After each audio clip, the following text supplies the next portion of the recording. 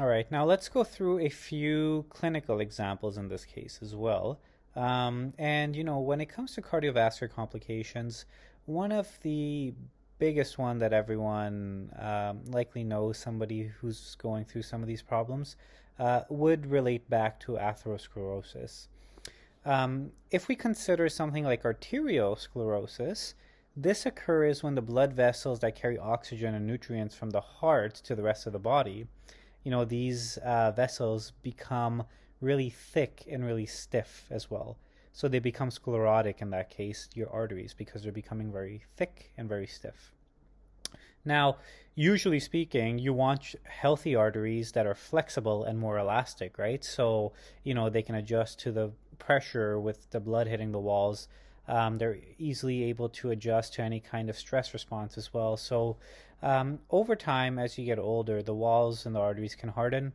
And, this hardening of the arteries can cause major complications and lead to plaque development and more severe stages of atherosclerosis as well. So, the plaque that ends up building alongside the arteries in atherosclerosis are usually the buildup of fats, cholesterol as well, and other substances that are also sedimented into that fat and cholesterol deposition. The whole idea of cholesterol being bad for you or not, and so on, that debate is really raging right now more than any time probably ever. Um, but the science does show that a lot of these plaques, that's kind of the basis of its formation, is an excess amount of cholesterol and fat, especially saturated and trans fat intake. So, with the plaques, excess buildup of plaques will, of course, cause your arteries to narrow. Imagine you have an artery, relatively elastic. The more and more plaque that builds up on it, the more and more narrow that artery gets just because of the excess amount of plaque that's building up alongside the vessel wall. Um, the problem here is that the plaque can burst, and if it does burst, it'll lead to a blood clot. Now, depending on where this blood clot occurs, for example, if it occurs in your brain, it'd be a stroke. If it occurs around your heart, there's a good chance that it might be a myocardial infarction. So, an ischemic heart event, something like a heart attack. You can have a potential clot in your lungs, so a pulmonary embolism. There's a lot of different problems that can arise following a rupture or a loose plaque kind of going around your body because you just don't know where it might get stuck from there. Now, as far as complications or risk factors that are associated with atherosclerosis, of course, diet aside, right, being high fat and high cholesterol intake, your stiffening and thickness of your vessel walls are often associated again with excess fibroblast activity, excess oxidative stress, all these kinds of problems, right? So things like high blood pressure, smoking, uh, obesity, inflammatory responses, all these things can cause so much excess oxidative stress, inflammatory response, and tension on the body that can lead to arteriosclerosis, and of course, in combination with a poor diet, this can eventually lead to atherosclerosis as well. Now, what's interesting is fiber intake seems to be really beneficial for helping to reduce cholesterol levels, or even if you reduce your dietary cholesterol as a whole, with the amount of plaque buildup that you might have alongside your vessel walls already, it could be good to increase, the amount of dietary fiber you're consuming, just to help potentially alleviate some of that damage. Often you'll see Metamucil being marketed in this manner. Um, there's videos on YouTube of somebody intaking Metamucil, a little gel-like substance going through your arteries, the plaque alongside the vessel wall sticking into that little bolus, and then that bolus gets excreted from there as well. So it's interesting. I think more research is definitely needed in this case, but for the time being, it seems like the problems associated with aging, when it comes to oxidative stress, inflammatory responses, stiffness of the ventricles and arteries, and so on, alongside a poor diet, can really accelerate the rate of development of atherosclerosis, which, of course, in more severe situations can lead to problems like stroke, heart attack, and so on.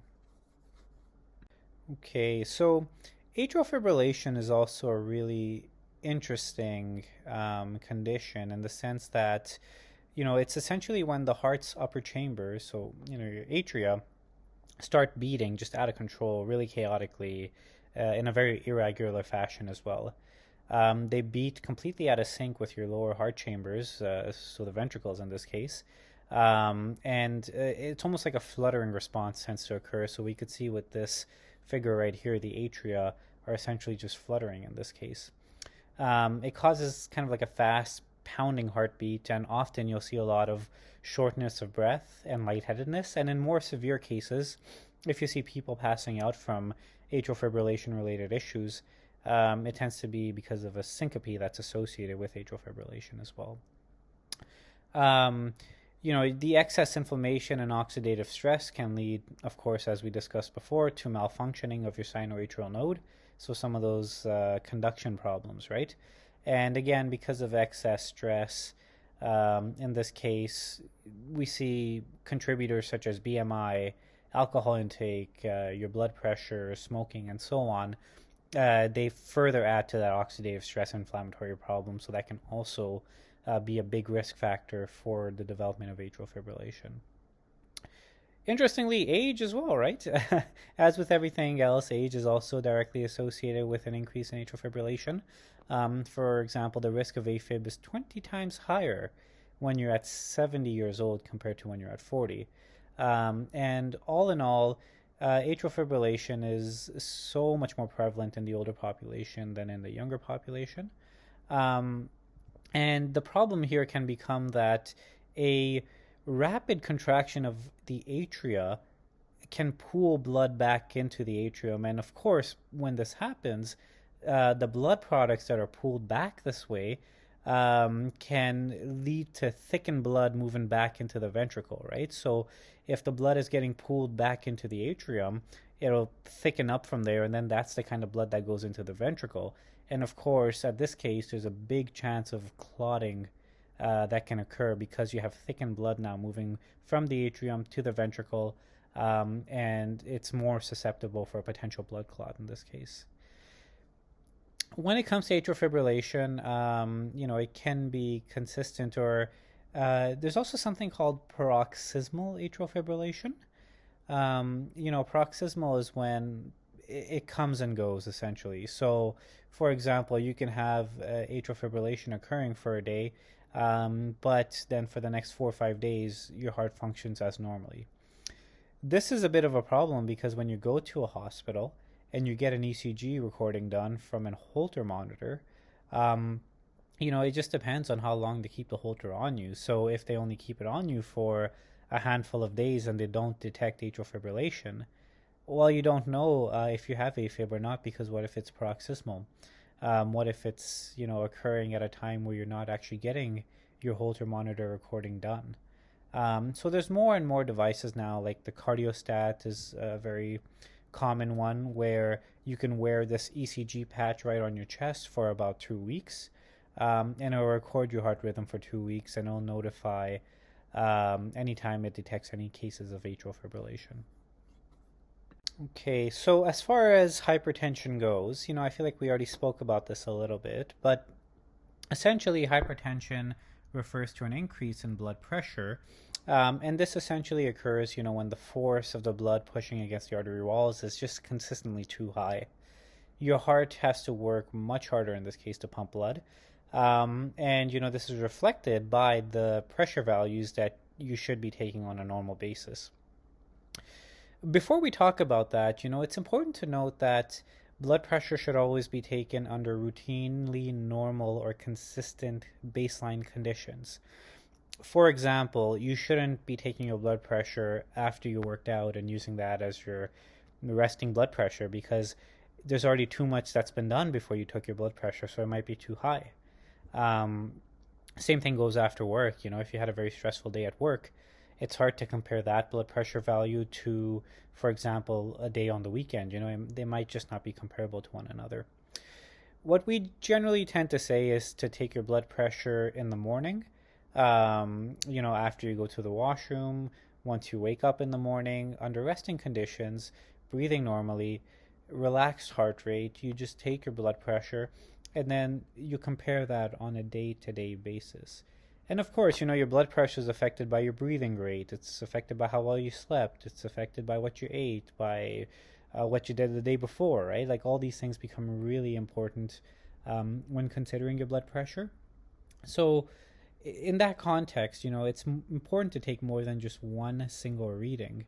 It's important to average it out, for example, over a week or 2 weeks, and then see how that can change over time as well. Especially if you're taking medications and so on, and just want to see how your blood pressure is being affected. Um, so often, people will go to their doctor's office, they'll get their blood pressure taken there. And, your doctor would be aware of all these factors that are associated with this as well, including something called white coat syndrome, right? Where often when patients go see their doctor, they're in maybe a bit more of a stressful state, and that can lead to a little bit of anxiety or a bit of a sympathetic drive, and that can, induce a slight increase in blood pressure as well. So, again, that's also why doctors would take multiple blood pressure recordings just to make sure, that there's no other external factor that's increasing or decreasing the blood pressure.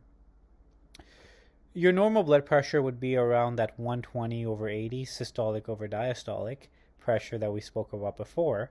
And when your systolic pressure is elevated, it's usually between 120 to 129.